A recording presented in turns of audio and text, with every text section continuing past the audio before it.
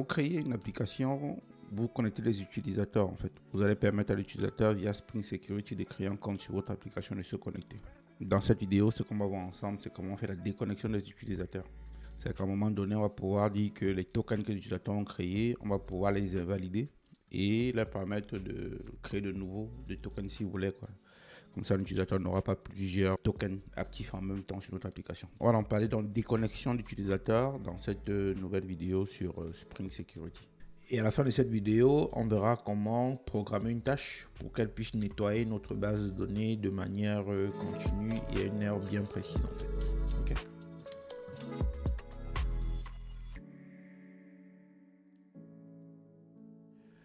Bonjour et bienvenue. Je suis Achille Bougueng, développeur depuis assez longtemps pour transmettre mes connaissances.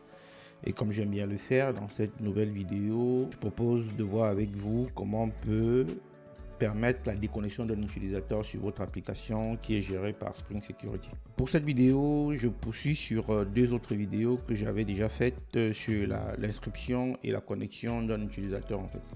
Les liens sont mis dans la description, ils vont s'afficher quelque part là, vous pouvez cliquer pour aller dessus. Je vais vous mettre le code source de départ, donc comme ça vous pouvez le cloner pour commencer à faire votre travail et me suivre dans ma lancée bien sûr. Ok, donc je vous mets dans le lien dans la description, prenez-le. Si vous êtes nouveau sur la chaîne, par avance, je vous remercie de bien vouloir vous abonner. Parce que là, j'ai sous les yeux les statistiques de YouTube. Ce que YouTube me dit en gros, c'est que 62% de ceux qui regardent la vidéo ne sont pas abonnés. Donc, par avance, je vous remercie de bien vouloir vous abonner à la chaîne parce que ça permet de vulgariser le contenu auprès du plus grand nombre. Ça permet que d'autres personnes comme vous puissent profiter gratuitement de ce contenu, bien sûr. Si vous n'avez pas tout compris et si vous avez des questions, n'hésitez pas, laissez un commentaire dans la discussion. Moi, je réponds toujours à tous les commentaires qui me sont transmis. Vous voulez échanger, vous voulez prendre un peu plus de temps pour discuter. Trois canaux, trois options. Le plus facile, c'est de scanner le QR code qui s'affiche là et puis vous tombez directement sur moi. Il n'y a pas de secrétaire, moi je suis pas encore à ce niveau là, d'ailleurs même si j'ai à ce niveau je répondrai toujours à tout le monde parce que c'est toujours un plaisir d'échanger avec vous. Donc pour scanner le QR code, vous tombez directement sur moi. Vous pouvez me retrouver sur LinkedIn et puis éventuellement on va échanger avec moi sur tous les sujets dont vous voulez, que ce soit sur le sujet de dev, d'ops ou alors de carrière, il n'y a pas de problème. Et enfin, dernier créneau, vous pouvez prendre une séance de 30 minutes sur mon site en fait, et puis on pourra échanger en one-to-one sur les éventuelles questions que vous posez. Okay. Encore une fois, merci. Abonnez-vous, laissez un petit like là-dessus, repartez pas les mêmes bredouilles. Ça permet comme ça de vulgariser auprès du plus grand nombre et pour nous de savoir que ce qu'on fait aide du monde aussi. On y va et puis on va gérer notre vidéo sur la thématique qu'on vient d'aborder bien sûr.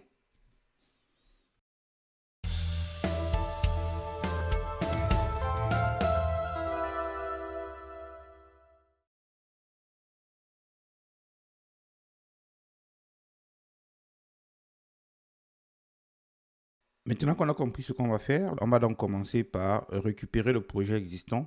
Vous avez le lien là, shilo.tech/avis. C'est un projet qui permet à l'utilisateur de donner des avis sur un service qu'ils ont utilisé. Je vais mettre le lien dans la description aussi, comme ça va nous permettre donc de gérer comme ça notre déconnexion de l'utilisateur bien sûr. Donc première étape, on va cloner le projet. Donc venez donc sur github.com/shilo-avis et puis vous avez le bout de code ici pour cloner. Vous pouvez cloner en HTTPS, prenez le lien, vous ouvrez un terminal. Je vous donne un peu dans le rythme ici comment instancier le projet en fait tout simplement. Juste petite précision ici, on utilise Docker pour la gestion de la base de données. Mais si vous n'avez pas de Docker en soi, c'est pas grave. Si vous avez installé WAMP sur votre ordinateur, vous pouvez donc utiliser WAMP, du moins MySQL qui est dans WAMP en fait, et ça marchera très bien. Il n'y a pas besoin d'être sur Docker ici pour le coup. Ça, c'est une première chose.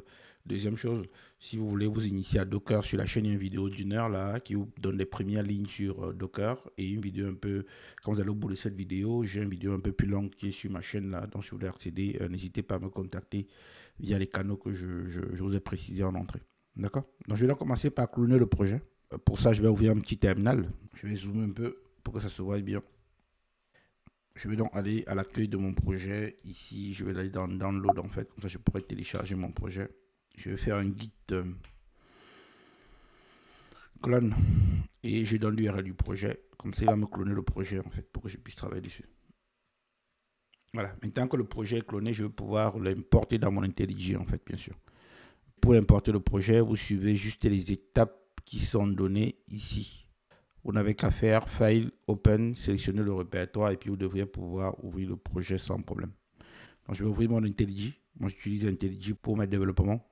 Vous pouvez utiliser Eclipse si vous voulez, mais bon, IntelliJ aujourd'hui donne assez de confort pour développer son projet. Donc, n'hésitez pas à aller dessus. Même la version gratuite permet de faire ce qu'on veut faire sans problème. Donc, maintenant qu'on a récupéré le projet, la première étape pour nous va être donc d'instancier la base de données pour pouvoir permettre à l'utilisateur de se connecter. Donc, grosso modo, ce qu'on a fait dans ce projet, c'est que ici, on a un utilisateur contrôleur. Ici, je vais zoomer un peu pour que ça se voit bien. Hop, là, c'est bien. C'est un peu assez grand, mais hop, je descends un peu. Voilà. Ici, on a une inscription qui va donc permettre à l'utilisateur de transmettre des informations pour s'inscrire. Grosso modo, moi, je ne vais pas très loin. Je récupère son nom, son mot de passe, son email et je vais activer ou pas son compte. On pourra aussi donner un rôle à l'utilisateur. D'accord? Donc voilà ce qu'on va faire ici pour collecter comme information l'utilisateur pour qu'il puisse se connecter en fait. Donc j'ai récupéré son nom, son mot de passe et son email. Ce sont les trois informations qui m'intéressent le plus. Je ne vais pas aller plus loin, vous pouvez rajouter autant que vous voulez d'informations bien sûr. Il va s'inscrire. Quand il va s'inscrire, donc ce qu'on va faire, c'est qu'on va lui envoyer un code par mail, le mail qu'il a transmis, et va donc pouvoir revenir ici, activer son compte en fait. Donc pour l'activation, ce qu'on va récupérer encore, ce sont les deux informations qui nous intéressent le plus. Grosso modo, c'est son mail. On va donc récupérer le code. On va voir si le code est toujours actif. Et après, si c'est actif, donc on va récupérer l'ID en fonction du code de validation qui a été généré pour l'utilisateur. Et donc, on va donc pouvoir activer son compte. Troisième étape, on va maintenant authentifier l'utilisateur en fait. Pour authentifier l'utilisateur, c'est-à-dire faire la connexion bien sûr. On a un Authentication Manager qui vient de Spring Security. Ici, on va prendre le username qui nous transmet et le password. Donc ici, on a un record qui va nous permettre grosso modo de récupérer deux informations, le username et son password. Alors, toutes ces notions-là sont configurées ici dans le sécurité application ici, voilà. Donc, ce qu'on a fait dans le Application Security ici, c'est qu'on dit que quand c'est l'inscription, l'activation ou la connexion, on autorise les URL avec le post bien sûr ici. Sinon, l'utilisateur n'est pas authentifié. Dernière chose qu'on fait ici, c'est que j'ai rajouté un JWT filter. Qu'est-ce qu'il fait mon JWT filter? Il va donc récupérer, chaque fois que l'utilisateur va se connecter, le token qu'il a transmis à l'utilisateur. Et à partir de là, on va donc pouvoir ici dire que ça c'est un exemple de BIRA, c'est pas très intéressant, je vais supprimer même d'ailleurs. Et on va donc pouvoir dire ici que si le token de l'utilisateur, on a l'autorisation ici sur le token, on va prendre la partie qui contient le BIRA ici, et on va donc voir si c'est pas expiré, et on va donc pouvoir ici dire qu'on va authentifier l'utilisateur en fait, et le laisser continuer son travail tout simplement. D'accord, grosso modo c'est ça l'idée. Maintenant qu'on a vu ça, on va donc pouvoir faire notre travail qui nous intéresse ici pour le coup, quoi. On a donc récupéré le projet de base. Maintenant, on peut donc passer à l'action et faire notre tâche tout simplement.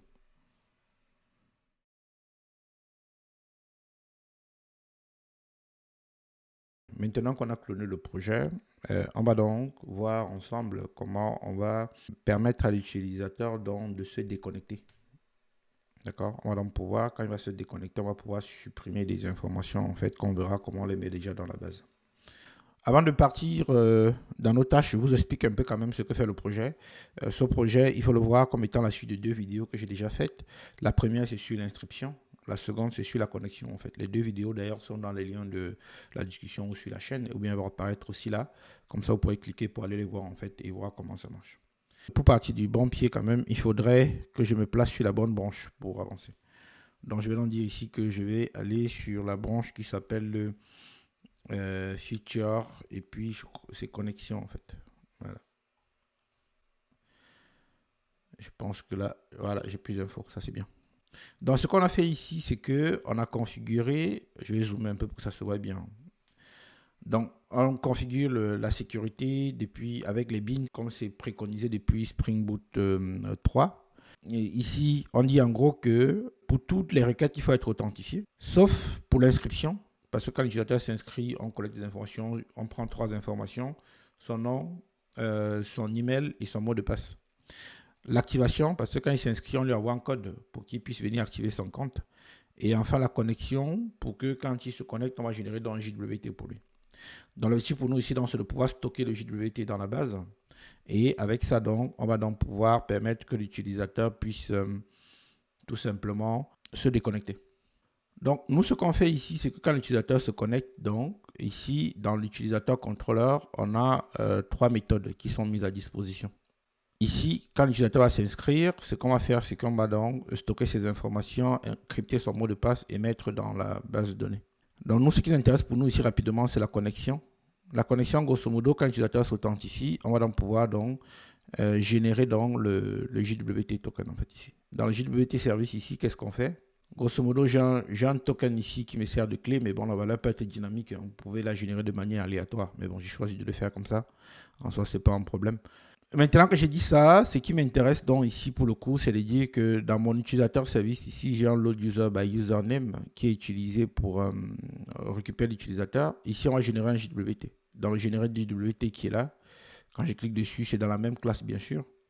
Je vais en venir dire ici que dans le JWT qu'on génère, on met grosso modo le nom de l'utilisateur, date d'expiration, et puis on aura comment on dit ça, le subject en fait, qui sont les informations, qui est le mail de l'utilisateur. On a pour définir toutes ces informations ici pour nous. Et puis, on retourne une map qui contient le bearer et la valeur du JWT ici, tout simplement. Donc, nous, ce qu'on va faire ici, c'est quoi? C'est qu'on va créer un objet, une entité, qui va contenir la valeur du JWT. On va vouloir savoir si le JWT a été désactivé ou pas, parce que quand il s'est déconnecté, on va désactiver son JWT. Et on va aussi vouloir savoir si son JWT a expiré ou pas du tout. Donc, bien sûr, on le mettra donc dans cette entité d'utilisateur qui contient du moins qui est concerné par le JWT. On va donc stocker cette information à chaque fois qu'on génère un JWT pour l'utilisateur. Dans la première des choses, je vais dans mes entités ici. Je vais donc faire New Java Class. Je vais l'appeler JWT.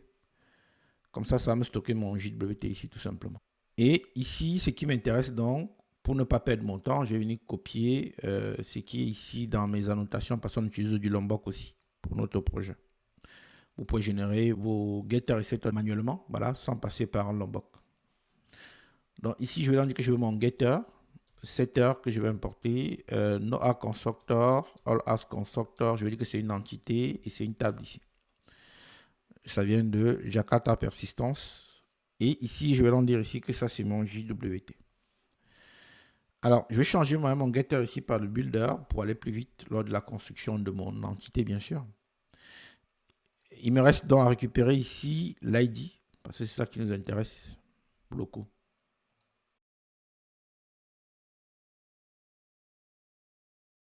Je fais mes imports et je récupère donc mes propriétés en fait comme ça. Donc comme j'ai dit tout à l'heure ici, j'ai besoin de savoir si le code a été désactivé. Private boolean. Ça c'est un boolean ici.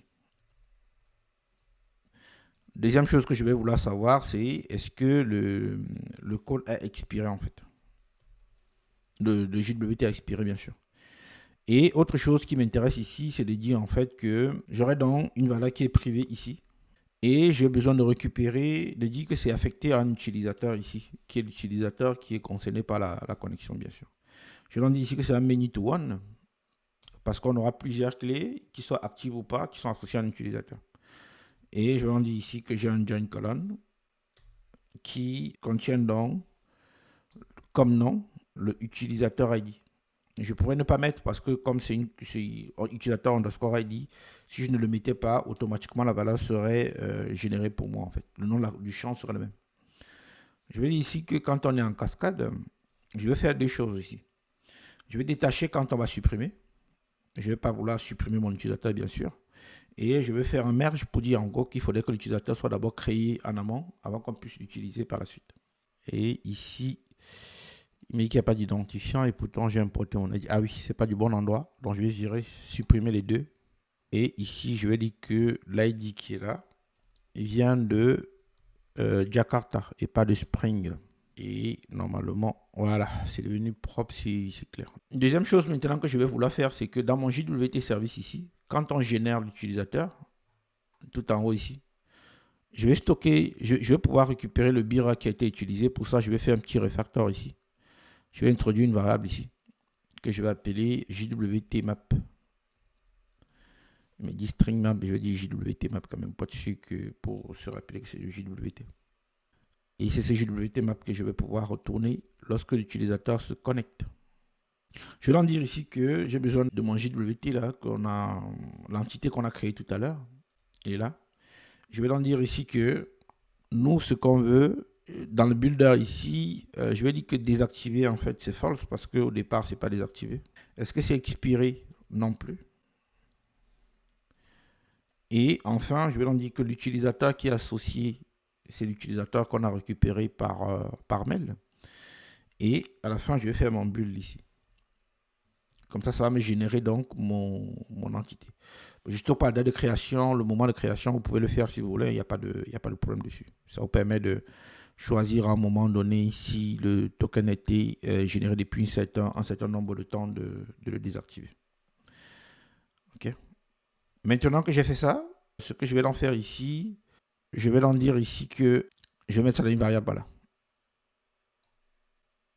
Et ça, c'est mon JWT ici que je vais stocker. J'ai mon JWT ici, il me faut dans un JWT repository pour pouvoir le stocker. Donc, je ne vais pas beaucoup m'embêter. Hein. Je vais venir ici, je vais faire une interface que je vais appeler JWT repository. Repository, comme ça. Voilà, j'ai dit que c'est une interface. Maintenant que j'ai ça, je vais donc dire que mon interface qui est là va donc hériter de CRUD repository. Vous pouvez faire le JPA repository, vous pouvez faire le page repository, ça dépend du besoin que vous avez, mais CRUD repository, ça me permet au moins d'avoir les 4 actions là. Create, read, update et delete en fait. Donc je vais dire que ça c'est mon JWT. Et le type de la clé primaire ici c'est un entier, pardon. Un integer. Quand j'ai ça, dans mon JWT service ici, je peux donc l'importer. Je vais dire ici que c'est un private JWT repository qui est là. Je vais dire que c'est un JWT repository. Comme j'ai un all arc constructor ici, vous pouvez voir directement ici que j'ai pas besoin de générer un constructeur. D'accord? Si vous débutez sur Spring Boot, sur la chaîne, j'ai une vidéo sur Spring Boot là qui vous explique tout ça en fait. Donc je vais dire ici que 10.jwt repository, voilà, .save. Je vais donc pouvoir stocker ça. Comme ça, le JWT qui va être généré pour être transmis à l'utilisateur sera aussi stocké dans ma base. Juste, je n'ai pas stocké la valeur, il me semble. Ouais. Je dis qu'il me faut la valeur. Je vais aller mettre ça à jour ici. Je vais rajouter la valeur ici. Private string valeur. Et ici, ça c'est ma valeur. Voilà. Je vais leur dire que la valeur là c'est jwtmap.get. Le BIRA qu'on a mis dans dessous tout à l'heure. Comme j'ai les deux utilisations ici, je peux créer une constante ici en fait. Un refactor introduise constante BIRA et il va me mettre une constante BIRA ici. Et normalement, tout en bas ici, vous voyez, j'ai un seul mot en fait quoi. Donc si je veux renommer, je renomme un seul endroit et puis il me prend tous mes éléments. Ok. Et donc maintenant que j'ai mon BIRA qui est créé, je vais donc pouvoir tester. Ok. On va donc pouvoir donc se connecter et voir que l'utilisateur est bien passé. Pour pouvoir faire ça, comme je vous ai dit, j'utilise Docker dans mon projet, mais si vous n'avez pas de Docker, ce n'est pas grave non plus. J'ai à la racine ici un Dockerfile. C'est indiqué dans le README ici comment exécuter le Dockerfile, bien sûr. Donc, première des choses que je vais faire, c'est que je vais revenir dans mon terminal ici. Je vais créer directement une branche ici quand même pour ne pas polluer mon code feature. Et puis, je vais l'appeler ici tout simplement stockage JWT. Comme ça, on est plutôt bien. Je vais en faire un git add ici et je vais l'appeler stockage JWT. Voilà. Voilà, là je suis bien. Je peux en revenir ici, feature stockage JWT. Voilà, là on est bien. Donc je vais donc pouvoir, comme je disais là, je vais donc pouvoir lancer un conteneur Docker en fait pour pouvoir faire ce que je vais faire. Donc pour ça, je vais donc aller dans mon répertoire SRC qui contient les ressources et puis je vais faire un Docker compose up -d. En gros, là, ce que je fais, c'est que j'instancie un conteneur en fait, qui va contenir trois choses. Ma base de données, admin qui me permet de visualiser ma base de données. Et enfin, j'aurai donc un conteneur qui permet de gérer des mails. Mais bon, pour le moment, je n'en ai pas besoin, qui est le SMTP for Dev. Pour le moment, je n'utilise pas, mais on pourra voir ça par la suite. Maintenant que j'ai fait ça, je vais donc pouvoir donc créer comme ça ma base de données. Parce que ici, dans mon application properties, ici, ce que je dis, c'est que la base de données qu'on utilise pour notre projet, ça s'appelle avis utilisateur. Donc, il faut que je la crée d'abord. Pour ça, je vais en faire un docker compose ps-a pour voir en gros ce qu'il m'a créé là. Déjà, il m'a créé mon IHM ici qui est sur admin, qui est sur le port 9080. Donc, je vais me connecter dessus. Localhost 2.9080. Voilà. Je leur dis que je me connecte à ma base de données, qui s'appelle DB ici, et qui a le mot route et exemple en fait. Donc, c'est DB, route, et puis c'est exemple. Je vais donc pouvoir créer ma base de données ici, là, qu'on a appelée avis utilisateur. Maintenant que j'ai créé ma base, il y a une instruction que j'ai dit ici qui est dit que JPA Hibernate DDL Auto Update. Ça veut dire quoi? Ça veut dire que quand je vais lancer mon projet, si les tables ne sont pas créées, il faut les créer. S'il y a des modifications, il faut faire des modifications pour correspondre donc aux besoins de ma table. Donc, je vais donc pouvoir donc, démarrer mon projet ici. Quand je vais lancer mon projet au final, je devrais à la fin avoir mes tables qui sont créées dans ma base de données. Donc là, il me dit qu'il y a une erreur au démarrage. Il faudra aller voir rapidement d'où ça vient. L'erreur ici, c'est grosso modo que dans mon JWT, il n'y a pas d'identifiant. Donc, je vais ouvrir mon JWT qui est là d'ailleurs. Donc, je peux relancer mon projet. Ok, là, il me dit qu'il a démarré mon projet sur le port 9191 et le préfixe API, le contexte passe API. Donc, si je reviens ici pour voir ma base de données, alors, ouais, il m'a créé toutes mes tables en fait. Avis, utilisateur, rôle, validation en fait. Donc là, on est plutôt pas mauvais. On va donc pouvoir s'inscrire, activer son compte et se connecter en fait. C'est ça les trois actions qu'on veut faire. Donc ici, ce que je vais donc faire, c'est qu'il me faut avoir un Postman sous la main. Donc je vais ouvrir un Postman pour faire mes requêtes. Maintenant que Postman est ouvert, donc ce qu'on va donc pouvoir faire, c'est qu'on va pouvoir s'inscrire d'abord. Donc pour s'inscrire, donc je vais donc dire ici que je vais faire un post sur localhost 9090 / API / inscription. Les valeurs que je vais passer en entrée, c'est du JSON. Et je vais en dire ici que le nom de point Achille Bougang, l'email achille.bougang@chilo.tech. Voilà.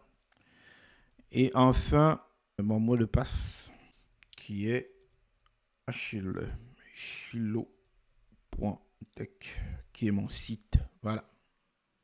C'est pas donc 91. J'ai mis 90, mais c'est 91. Voilà.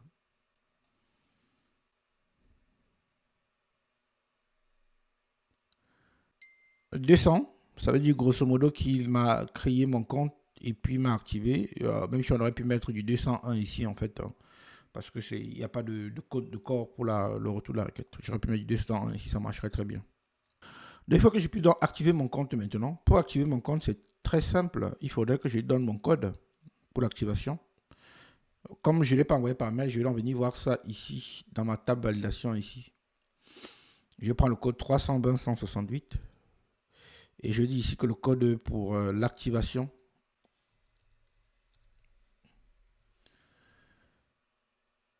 « 320 », c'est le code ici, voilà. Je vais enlever ça. Et donc, il va m'activer mon compte aussi. J'aurais dû vous le montrer tout à l'heure, mais bon, l'utilisateur, maintenant, le compte de l'utilisateur est actif ici. D'accord. Donc, je vais donc pouvoir donc, me connecter maintenant cette fois-ci. J'ai fait l'inscription, j'ai fait l'activation, je vais faire la connexion maintenant. Je vais prendre une valeur qui est dans l'inscription ici parce que ça a les mêmes informations que je vais me connecter, c'est-à-dire le mail et le mot de passe. Ou bien, je peux dupliquer cette entité ici. Je vais l'appeler juste connexion. Et dans mon body ici, je vais en dire ici que c'est username. Et ici en dessous, c'est password. PA2S. Voilà. Je me connecte. Et donc, je vais donc récupérer donc, ici à la fin, comme je vous disais tout à l'heure, mon mirror en fait qui va me permettre de faire des actions en fait, quoi. Par exemple, je vais pouvoir donc déposer un avis en fait. Donc, si je reviens, ce qui nous intéresse surtout ici, c'est que, en général, JWT ici, pardon, on aura donc le JWT ici qui n'est pas expliqué, n'est pas désactivé et qui n'est pas expiré pour cet utilisateur numéro 1 dans la base du JWT ici. Alors, supposons maintenant que l'utilisateur va déposer un avis. Jusqu'à présent, on récupère le JWT qui est ici. Et je crois que j'ai dans mon historique ici une requête qui fait les avis. Hein. Comme ça, je gagne quelques secondes. Je n'ai pas d'avis. Voilà. Je leur dis que je veux post ici, c'est avis en fait ici. Je leur dis ici dans mon body que ça c'est un super tuto sur Spring Security. Et dans l'autorisation ici, c'est de passer dans le JWT que j'ai reçu. Okay. Donc là, vous voyez, j'ai bien 201 pour dire l'avis a été stocké dans la base de données. Si je veux voir mes avis ici, je peux juste venir dans ma base de données. Je vais voir tous mes avis utilisateurs ici. D'accord. Donc, ça, c'est la partie qui est donc pour le stockage de l'information dans la base de données.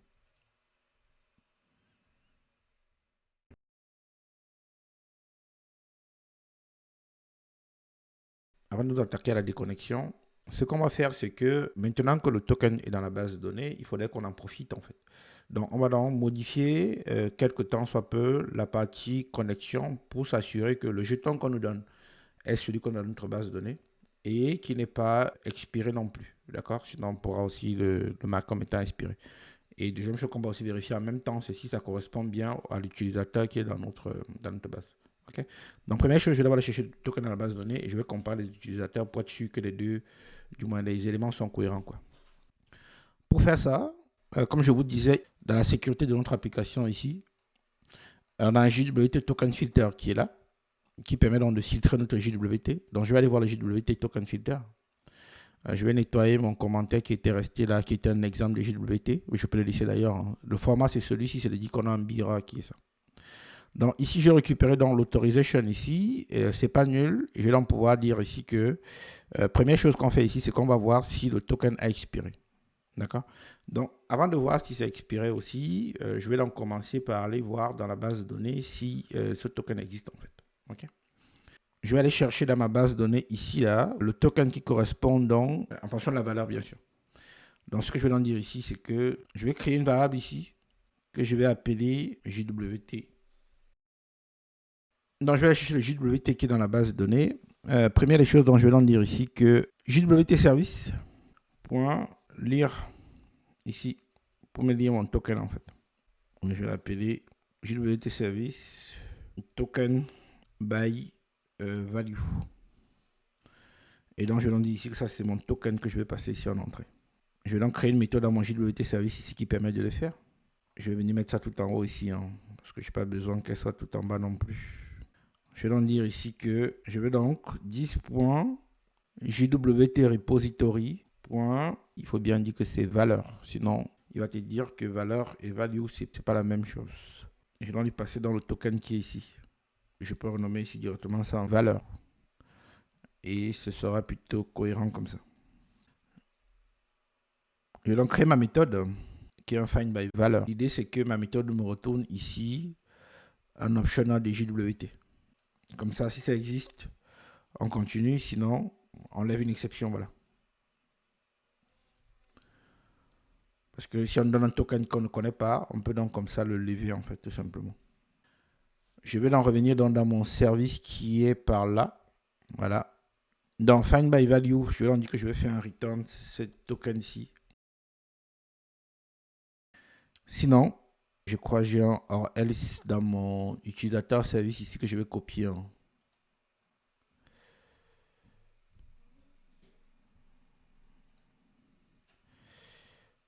Ici, je vais prendre le or else aussi qui est là. Et je vais donc dire ici que s'il n'y a pas de token ici, et à la fin, il faut bien retourner un JWT quand même. Voilà. Sinon, je vais dire ici que le token est inconnu. Comme ça, si on me donne un token qui n'a pas été généré par mon système, je lève une exception, bien sûr. Je vais donc pouvoir revenir dans mon service, dans mon JWT filter qui est ici, voilà. Et je leur dis ici que ça, c'est mon JWT qui est dans la base de données qui est là. Comme ça, j'ai mon JWT qui est dans la base de données, j'ai le token qui a été donné par l'utilisateur et je vais donc pouvoir continuer en fait. Donc ici, qu'est-ce que je vais faire ici? Je vais me dire ici que quand j'ai mon token qui est dans la base de données, je vais pouvoir le comparer à celui qu'on m'a donné tout simplement. Or, là, ça existe déjà. Ça veut dire que si il n'y a pas d'exception, ça veut dire que c'est bon. Je vais juste voir si ça correspond au username que j'ai ici, quoi. Donc, je vais leur dire ici que si le username est différent de nul et que le token qui est dans la base de données, .get utilisateur.get email, il faudra voir donc, première chose qu'on vérifie d'abord ici, c'est que, 1, le token n'a pas expiré. 2, que le username est différent de nul. Et que maintenant, on vérifie que le token qui est dans la base de données, son email donc, pour le coup, n'est pas différent du username qu'on m'a filé. Et différent du username. Donc, je dis ici que si le username qui est dans la base de données et ça aussi est différent de 0, donc j'aurai donc comme ça mon token en fait, quoi. Alors, il me dit ici qu'il faudrait initialiser la variable. Je vais l'initialiser tout simplement ici à une valeur qui est nulle pour qu'il puisse comparer. Et je vais dire aussi que de toute manière, je n'aurai pas la valeur nulle ici parce que j'ai enlevé une exception avant qui dit que si c'est pas nul en fait.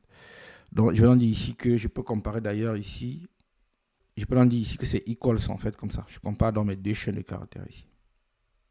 Donc, si le username est différent de nul, d'accord, de toutes les manières, ici, je peux enlever la valeur nulle ici parce que ce ne sera jamais nul parce que j'ai dit que c'est ici. Donc, ce ne sera pas nul. Donc, mon token n'est pas expiré. Le token dans la base de l'utilisateur correspond à celui qui est ici aussi. Et à la fin, je vais donc pouvoir tester mes 3 tests comme ça. Donc, voilà comment vous augmentez un peu la sécurité sur votre application pour être sûr que le jeton qui vous est transmis est toujours le bon, bien sûr. Je vais pouvoir relancer mon projet. Donc, maintenant que mon projet s'est démarré, je vais pouvoir donc relancer une requête pour faire un autre avis. Et vérifier bien que j'ai pas de problème. Là, il me dit qu'il ne connaît pas mon jeton qui est là. Alors, get not supported. Ah, pardon. J'ai dit que je voulais un get. C'est le poste pour créer un avis, pardon. Ici. Je vais pouvoir faire ça. Voilà. Il me crée toujours un avis. Ça veut dire qu'il est toujours repassé par le même circuit. Et ici, il allait me chercher, par exemple, mon utilisateur dans la base de données, en fait. Donc, si je mets pas un point d'arrêt ici, si je veux, je peux refaire juste une requête rapidement là pour que vous voyez comment c'est passé. Voilà, vous voyez, c'est passé. Il allait me chercher mon utilisateur dans la base de données et puis ça passe bien. Si d'aventure je m'étais trompé d'un caractère, par exemple ici, que j'ai enlevé le E ici, que j'ai mis un D à la place, d'accord. Je vais faire ça, je relance ma requête en fait ici. Ouais, j'ai un 403, ça veut dire que c'est pas autorisé en fait, tout simplement.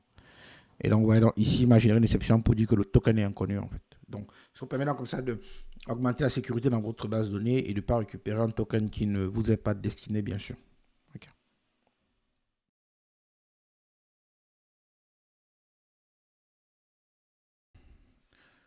Maintenant qu'on a une base de travail qui est plutôt propre et qui est plutôt saine, ce qu'on va donc faire, c'est qu'on va donc pouvoir permettre à l'utilisateur de se déconnecter en fait. D'accord? Donc je vais donc créer une branche ici que je vais appeler feature et je vais mettre ici déconnexion. Voilà. Donc, première des choses, je vais venir dans mon contrôleur ici. Je vais prendre une méthode n'importe laquelle. Alors, l'activation. Et je vais leur dire ici que CTRL-D pour dupliquer le bloc. Et je vais faire la déconnexion comme ça. Je ne prendrai pas de paramètres pour ma déconnexion. Donc, je vais enlever tout ça. Comme en réalité, se déconnecter, c'est désactiver un JWT en fait. D'accord? Comme c'est désactiver un des JWT, je vais leur dire ici que moi, je veux une méthode qui s'appelle déconnexion dans JWT service en fait. Voilà. Donc, je fais un post, pas un get, parce que si vous faites un get, le navigateur va croire que vous allez prendre des données après et il pourra donc prefetch des données.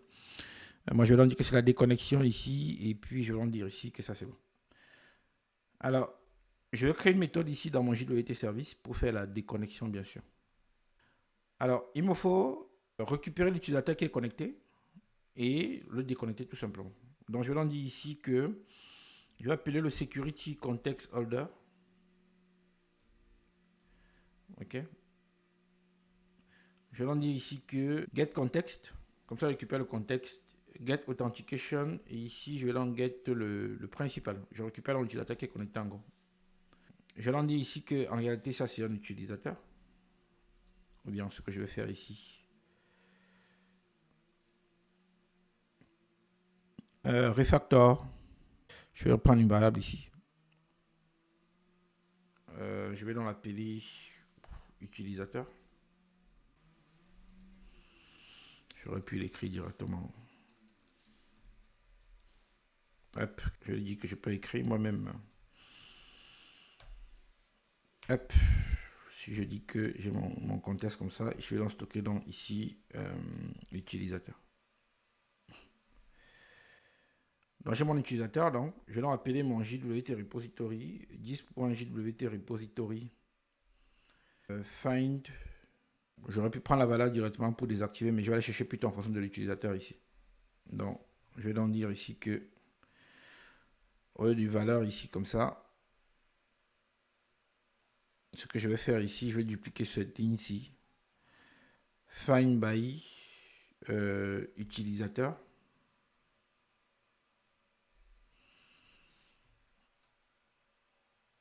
Et je vais donc dire que je veux l'utilisateur email, comme ça, je passe par le mail de l'utilisateur ici, et ici, ce que je donne ici, c'est l'email, bien sûr. Et je veux l'utilisateur tel qu'il a expiré, en fait, du moins, tel que c'est pas expiré, bien sûr. Donc, je vais donc dire ici que ce sera find utilisateur, pour que ce soit pas très long, ma méthode, valide token. Comme ça, ce sera plus courte ma méthode à traiter, quoi. Je vais mettre ici un query. Et je leur dis ici que je vais faire un from. Il faudrait donc, chaque fois que vous dites un from ici, sachez que vous donnez le nom de la classe, bien sûr. J'en parle dans ma vidéo sur Spring Data aussi. Hein. Si vous voulez voir, vous pouvez prendre la vidéo sur Spring Data, vous verrez les informations dessus. Je vais dire que c'est J ici. Where J.email J.expiré, pardon, égale à false, parce que je ne veux pas que ce soit expiré, bien sûr. Et bien, je vais prendre le booléen, c'est pas très grave. Ouais, égal à false, c'est pas grave. Ouais, false. J.désactiver égale false. Il me manque un ici d'ailleurs. C'est pour ça qu'il ne. Voilà. And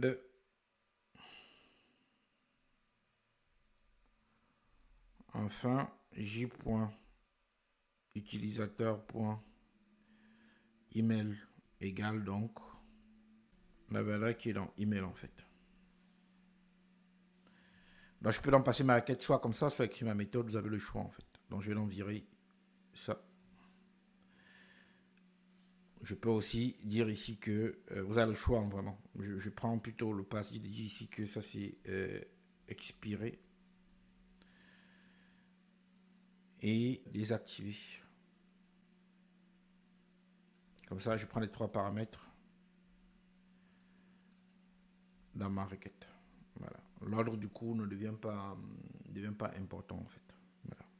Hop. Je vais dézoomer juste un peu. Voilà. Je descends ici. Alors que J ici, point expiré, ce sera la valeur de expiré qui est passée par là. Désactivé, ce sera désactivé qui est ici. Et l'email de l'utilisateur, ce sera celui qui est là. Donc je vais aller chercher ça. Find by utilisateur, je vais dézoomer un peu quand même.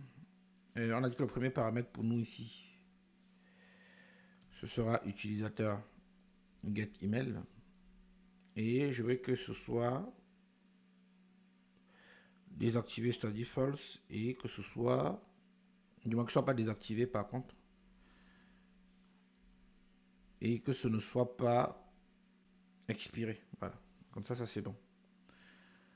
Donc, une fois que j'ai dit ça, la prochaine étape pour moi donc, va être de dire que je veux stocker le JWT que j'ai récupéré de la base de données.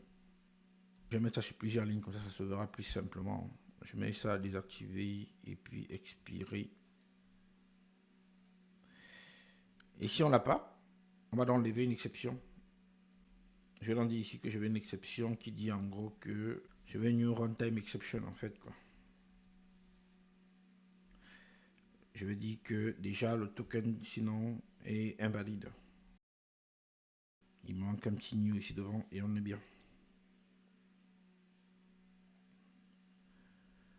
Comme j'ai mon JWT ici, je vais donc pouvoir lui dire en gros que 10.utilisateur repository.save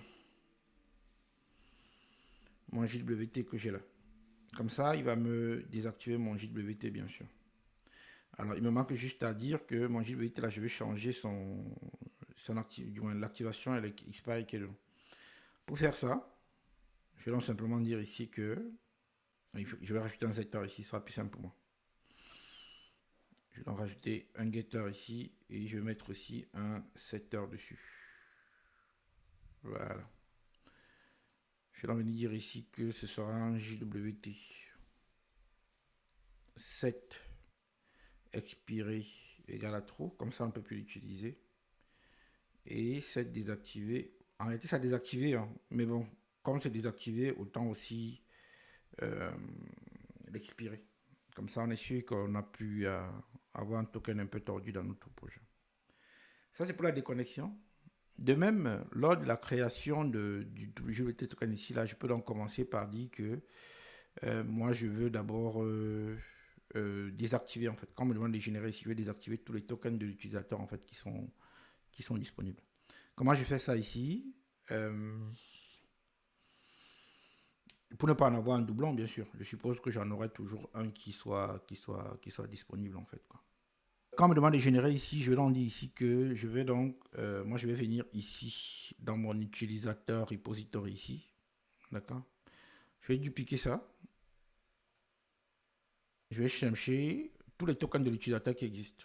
Donc ici, je leur dis ici que jware, je récupère tous les tokens d'utilisateur qui existent ici et je dois mettre ça sur, je récupère tous les utilisateurs en fonction de l'email.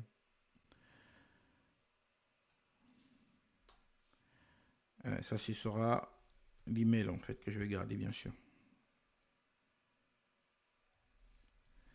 Je leur dis ici que ce sera find by email bien sûr. Et donc ce qu'on va stocker cette fois-ci ici, c'est un stream en fait. Comme ça, on aura un flux sur lequel on pourra faire nos opérations. Je vais donc pouvoir dire ici que avant qu'on ne crée un JWT, il faudrait que j'importe d'abord le stream ici avant de partir. Et là, il nous reste juste pour la déconnexion à mettre à jour la partie sécurité ici. Et venir lui dire que parmi les URL qu'il faut maintenant autoriser, on va rajouter la déconnexion pour que l'utilisateur puisse... même pas, il fallait qu'on laisse le token en fait, parce que c'est quand tu authentifies que tu peux te déconnecter. Et donc c'est bien. Donc, je vais donc faire un stop en rerun en fait. Il me dit que il faudrait que je marque ma classe comme étant transactional. Donc je vais donc venir dire ici.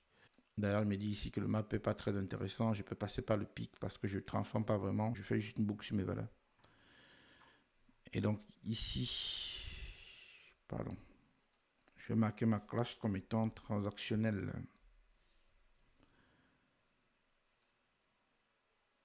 Maintenant que c'est démarré, si je reviens ici et que je dis que je veux donc me reconnecter, faire une connexion, il me génère dans mon token ici. Ça veut dire qu'il a désactivé tous mes éléments que j'ai dans ma base de données en fait. D'accord. Je vais donc pouvoir donc dire ici que je vais récupérer ce jeton-ci, passer dans mon en-tête ici. Donc, peu importe l'action qu'on voulait faire. Hein. Je dis que dans mon bearer ici, qu'est-ce que j'ai dit? Bearer token, voilà. Je vais passer ça ici. Vous allez voir que normalement, dans notre base de données tout à l'heure, là, ici, si j'actualise ma page, j'ai mes messages ici, mais moi, ce qui m'intéresse surtout, c'est mon JWT, voilà. Qui est là. Donc, j'ai mon JWT qui est désactivé, expiré. Pardon, j'ai mis false ici, normalement, j'aurais dû mettre trop. Gros bug. My bad. My bad, c'est ici. Donc, ici, token by value, ça, c'est le bon. Et ça, c'est trop. Voilà, il faut désactiver, en fait, ici. Ça, c'est généré, pardon. Je vais donc dire que mon désactivé, c'est trop, pardon, ici. Et ça, c'est trop. petite erreur.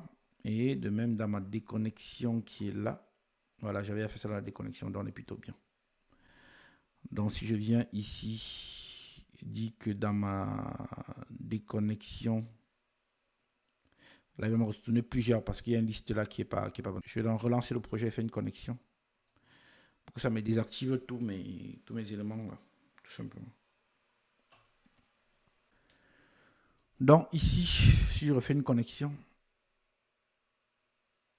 il va me générer dans mon JWT. Et si je reviens dans ma base de données qui est là, je rafraîchis, afficher les données. Ouais, donc il m'a désactivé tout mes jetons qui existaient. J'aurais juste un seul d'activé. Donc je vais maintenant pouvoir me déconnecter.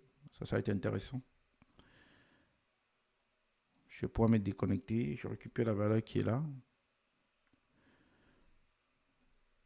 Et je vais prendre donc la valeur là, je vais la mettre ici. Et je vais en faire la déconnexion comme ça. Ok. Là, c'est bon. OK. Si je reviens dans ma base de données ici, il a expiré, mais il n'a pas désactivé. Parce que je crois que j'ai oublié quoi, moi. 7 expiré. J'ai mis 2 fois expiré, pardon. 7 désactivé. Voilà. Du coup, là, si je me déconnecte encore le même, il devrait aller, ça devrait bien se passer. OK. Donc voilà, grosso modo, comment vous allez donc pouvoir stocker un jeton dans la base de données, permettre à l'utilisateur de se déconnecter et à chaque connexion, supprimer les jetons qui existaient avant. D'accord? Alors, donc si je redis que j'ai fait ma connexion qui est là, normalement il allait chercher le token invalide inconnu parce qu'il allait chercher des éléments qui n'existaient pas en fait. Donc je vais forcer un peu ça à la main. Ou bien je peux juste mettre la requête sur un des deux éléments ici hein, qui est désactivé en fait. Ça dépend un peu de vous. Donc je vais mettre un ici directement là. Mais je vais mettre ici à 0, comme ça il reviendra me chercher mes différents éléments. C'était un petit bug de code qui n'a rien de, qui n'a pas de gros impact. Donc je vais faire mon send ici pour ma connexion. Pourquoi est-ce qu'il dit qu'il ne connaît pas lui? Ah oui, ça n'existe pas parce que tout est déjà désactivé en fait. Donc le token que je finis en entrée n'existait pas. Donc je vais pouvoir dire ici que d'abord pour la connexion ici, je vais supprimer ça. Voilà. Et je vais donc dire ici que voilà, j'ai mon token qui est bon. Ça c'est bien. Et maintenant, je vais donc pouvoir donc me déconnecter ici. En passant dans mon en-tête ici. Et il descend. Donc ici, je n'ai plus de token qui soit. Voilà. Donc tout est désactivé en fait. OK? Vous allez donc comme ça pouvoir, donc je disais tout à l'heure, permettre à l'utilisateur de se connecter. Quand il se connecte, vous stockez le token en base de données.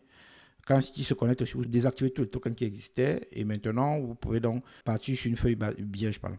Maintenant, quand il va donc se déconnecter, chaque fois, vous pouvez aussi désactiver un seul token en fait. Okay? Voilà comment on va faire les choses. Maintenant, pour terminer cette partie, je vais juste vous montrer, parce que là, ça commence à s'accumuler. On va donc montrer comment on peut donc nettoyer la base de données à une heure ou à une fréquence bien définie en fait. OK? On est parti.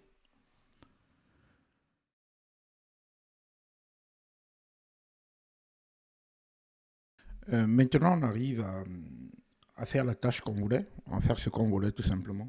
Donc, nous, ce qu'on va maintenant vouloir faire, grosso modo, c'est maintenant que les tokens s'accumulent à notre table, il faudra être à même de venir les supprimer à une fréquence bien définie, quoi, tout simplement. Donc, avec Spring Security, on va le faire très facilement. Ici, ce qu'on va dire, c'est que dans mon application ici, je vais d'abord dire que je veux ajouter la notation Enable Scheduling. Pour dire en gros que je vais programmer les tâches tout simplement. Ok. Dans mon JWT service ici, je vais donc pouvoir dire ici que je vais créer une méthode à la fin ici qui va être publique, qui ne retournera rien bien sûr et qui va remove useless. Ici, je vais donc pouvoir faire ça.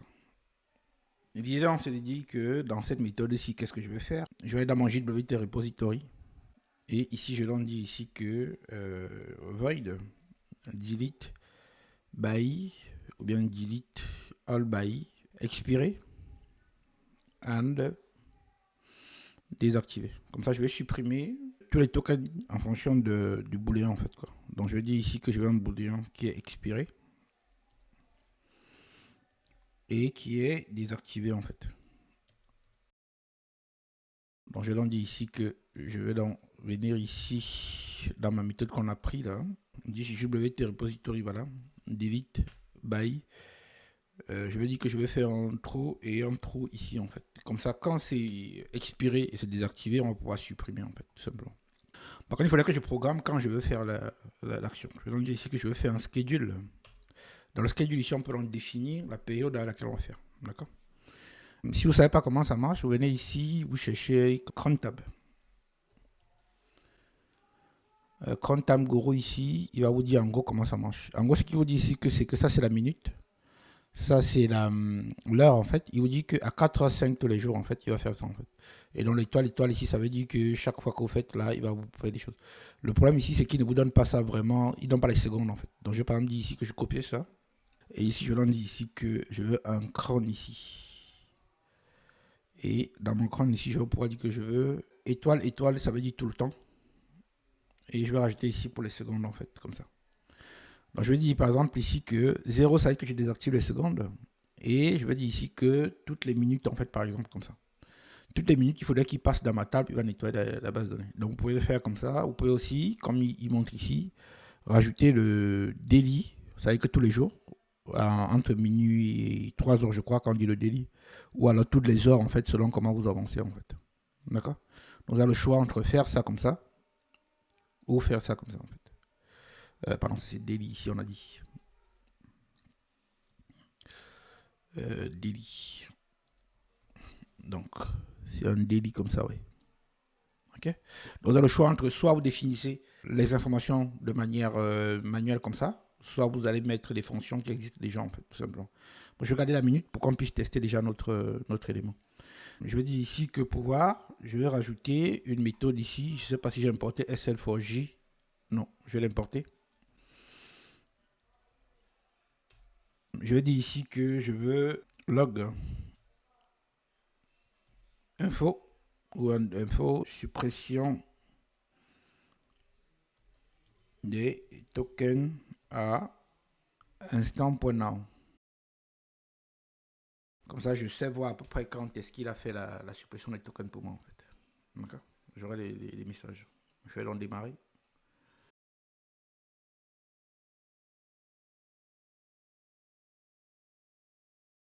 Donc, je vais attendre après une minute là pour voir. Normalement, là, dans ma base de données qui est ici, j'ai encore des tokens là qui attendent. D'accord?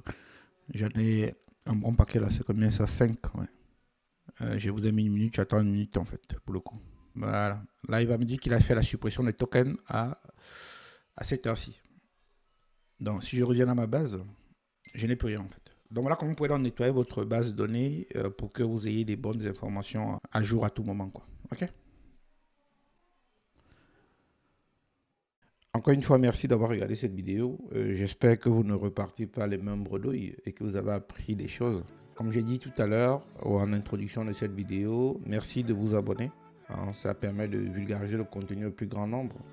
Si vous vous abonnez, ou bien quand vous vous abonnez, en gros, moi je m'engage à continuer à maintenir la chaîne active et de rajouter plus de contenu pour que ça puisse profiter au plus grand nombre. Vous, de votre côté, vous serez notifié chaque fois que j'aurai une nouvelle vidéo qui pourra vous apporter de la valeur, bien sûr. Mettez ça autour de vous aussi si vous connaissez des gens qui ont besoin de notions pour grandir ou bien grossir leurs compétences dans l'informatique. Ici, je parle de développement, d'ops et même de carrière. En fait, vous avez des questions. Vous voulez changer sur tout ce dont je viens de parler dans ma vidéo là. 3 canaux de manière très simple. Vous pouvez scanner le QR code qui s'affiche là encore une fois et puis vous allez directement tomber sur moi. Et puis on pourra échanger ensemble. Vous pouvez me rejoindre sur LinkedIn où je poste aussi assez de contenu autour de la tech, des architectures, des applications, tout ce qui peut vous aider à avoir plus de connaissances et de compétences. En fait. Dernier canal en fait, là vous pouvez prendre un créneau de 30 minutes sur mon site. Puis c'est toujours un plaisir d'échanger, comme ça ce sera un créneau réservé pour vous et on pourra aller. Laissez un commentaire si vous avez des questions, des suggestions, des interrogations de pourquoi, de comment. Je réponds toujours avec grand plaisir. En fait. Ok? Encore une fois, merci et surtout, prenez soin de vous et à très bientôt. Merci.